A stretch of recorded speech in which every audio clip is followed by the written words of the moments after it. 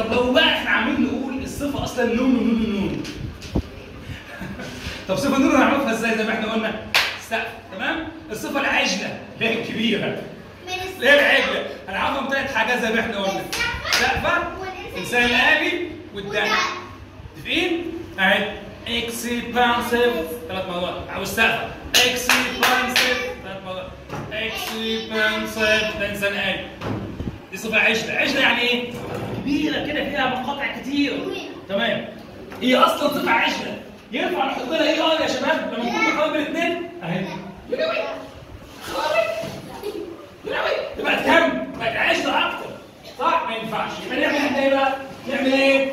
نحط قبلها مش بعدها، قبلها.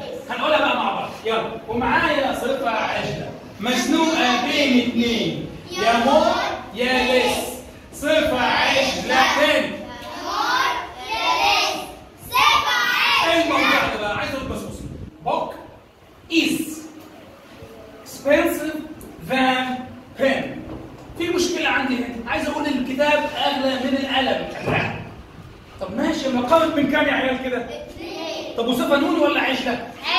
يبقى ينفع احط لها اي ار زي ما قلنا؟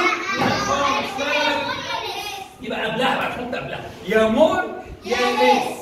صفة عجلة مش سامع. يا مور يا ليس.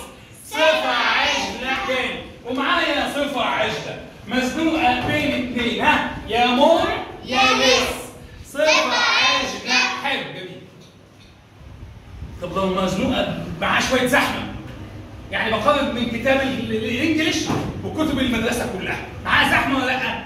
دي مقارنة بين اثنين ولا كتير؟ كتير. يبقى أحط مور وليس. ليه بقى إن شاء الله؟ لأ، هنقولها إزاي؟ ومعايا صفة عجلة ومعاها شوية زحمة. تاني. ومعايا صفة عجلة ومعاها شوية زحمة. ها؟ الموست الليست. صفة عجلة يا موست يا ليست. صفة عجلة. تعالوا مع بعض يلا. ها؟ ومعايا صفة عجلة مزنوقة ومعاها شوية زحمة. ومعايا صفة عجلة ومعاها شوية زحمة. ها؟ يا مور يا ليست. يا موست يا ليست. صفة عجلة يا موست يا ليست. صفة عجلة. مقارنة بين كام يا جماعة؟ كتير. احط قبلها يا موست يا ليست. مش معقولة بعدها يعني، صح؟ هي أصلا عجلة، يعني ينفع يا جماعة أزودها؟ يعني خلاص يعني التنمر اللي احنا فيه ده. اقفلي يا بنت.